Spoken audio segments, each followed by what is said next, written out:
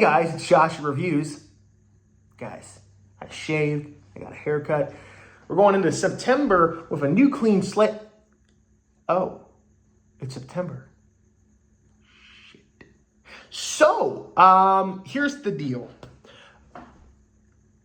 I was originally going to review a few more shark movies, but considering how we're already in September and October is literally a month away, I figured might as well review this movie and then do something very special to conclude Shark Week, which Shark Month, whatever. I go back and forth between the title or whatever you want to call this, just my long period of time where I review shark movies. Anyways, consider it seemed fitting since I reviewed a movie about a megalodon shark or a gigantic shark. It seemed only fair that I would take a look at The Meg 2, The Trench.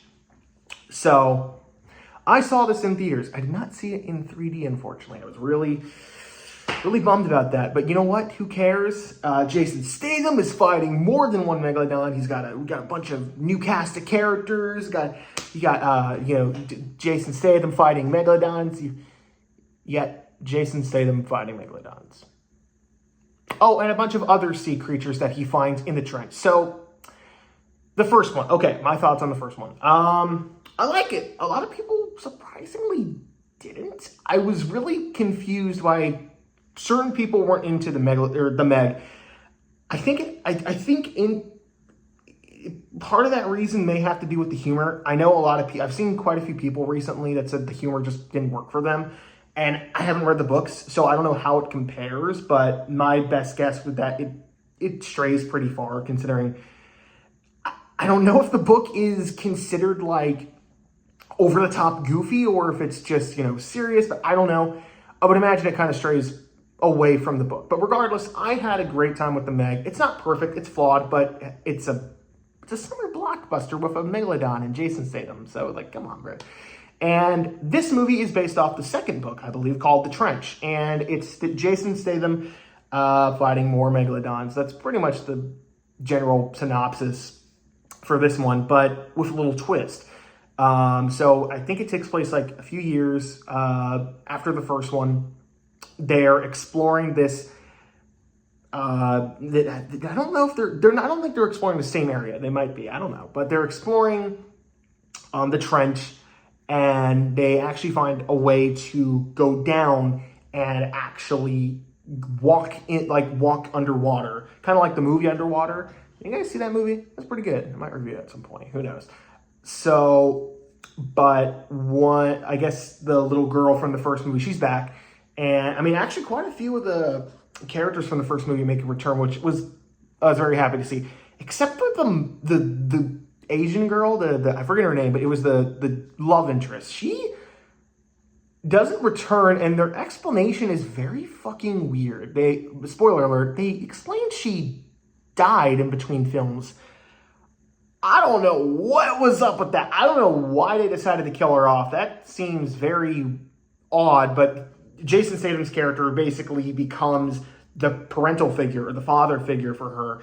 And they got this daughter-father relationship that I really thought was cute in the first movie. And now they're kind of bringing that back here, which works very well. They work well off each other. The little actress, or the actress who plays the little girl, is very charismatic, does a great job. But anyway, she sneaks on this submarine, and they go down into the trench.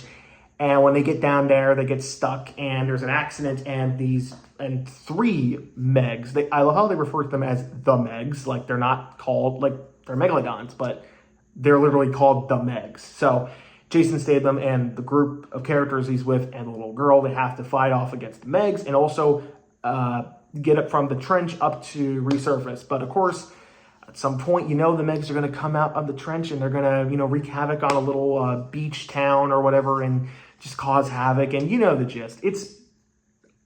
I'm going to be honest, this is literally, we're in Fast and the Furious territory. We are just having fun. I've only seen one of the Fast and the Furious movies. I haven't seen the rest. I know they get crazy and bonkers, and that's kind of how I describe this. You can tell just by watching the trailer, not even seeing the movie. You could tell by the trailer. They are having a lot of fun with this movie. And that is exactly what I paid a ticket for. And I was satisfied. But there are going to be a lot of people who hate this movie because they don't like how over the top and silly it was. There was kind of a sense of, yeah, we're having fun, but we're also kind of taking ourselves a little bit seriously in the first movie. And I thought it worked for the most part. There are bits and pieces where I think the humor does kind of fall flat. And I mean, I like the humor in both of these movies, but there are parts where I'm kind of like, okay, I get why people wouldn't like that. And there were a few jokes where like, it doesn't work. But Jason Statham is giving it his all. All the actors, I think, are giving it their all in both these movies. But in the first one especially.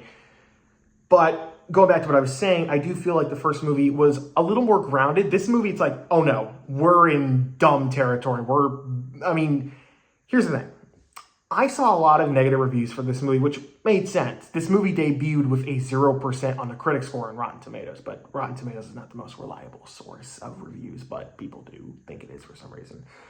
But I did see some negative reviews saying that most of this movie was just Jason Statham kicking ass, which it's what I paid money for, but people were saying, no, we want to see Jason Statham fight megalodons, not underwater sea creatures, not humans and the big tech corp. And this movie, I will admit, this movie has a side plot where the big higher ups or executives are like, hey, we want to, profit off of, the damages that we can get, because it's revealed, and I mean, this is a small spoiler, it's revealed that they're only in it for the money, the people who are funding this thing, and they're trying to get money from causing some sort of wreckage or damage. And whatever, I'm not seeing a movie like this for a, plot like that, but it needs some sort of excuse, and it's better than nothing. It's a lot better than some of the other shitty shark movies I've had to deal with. I mean, damn, this is a major blockbuster with Jason Statham fighting sharks. I'm not looking for a plot.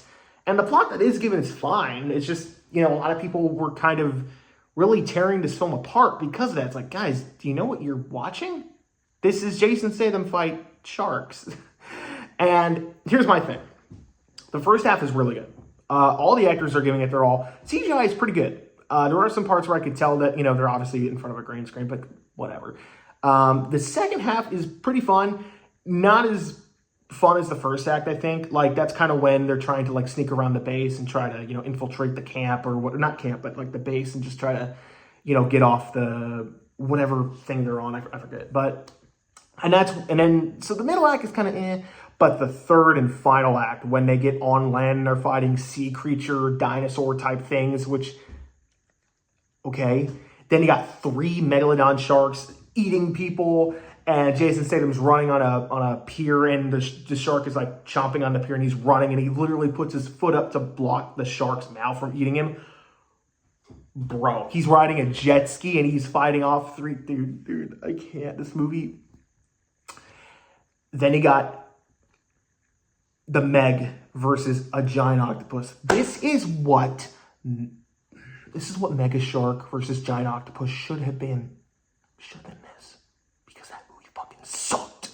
And this, well, yes, the fight with the octopus and the Meg was short and brief. It was still fucking leagues better than that movie. That movie sucked. Don't ever watch that. If you're ever binging a bunch of shark movies for Shark Week, don't watch that.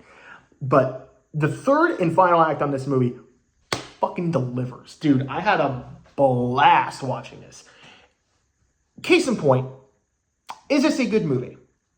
No, not in the slot. You would never compare a movie like this to, like, Citizen Kane or The Godfather, but I don't think anyone making this movie was like, hey, we're going to try to compete against those movies. They know what they are in for. They know what they're doing. They know what they're making. They know the kind of film they're in. And there's just that sense of, like, welcome back. We missed you. We're going to fight some sharks, and we're going to have a fun time doing it in 3D. There's just something charming about this movie. And if you're someone like me who enjoys that kind of dumb campiness with Jason Statham fighting sharks, you're going to like this movie.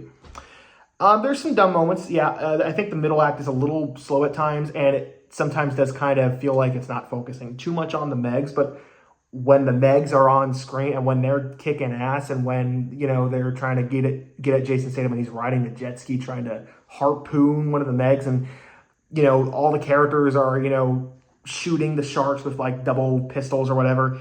It is a absolute blast. I'm going to give this movie, and when I say this, This is purely off of like entertainment and, how I enjoyed the movie. I'm going to give it an A minus.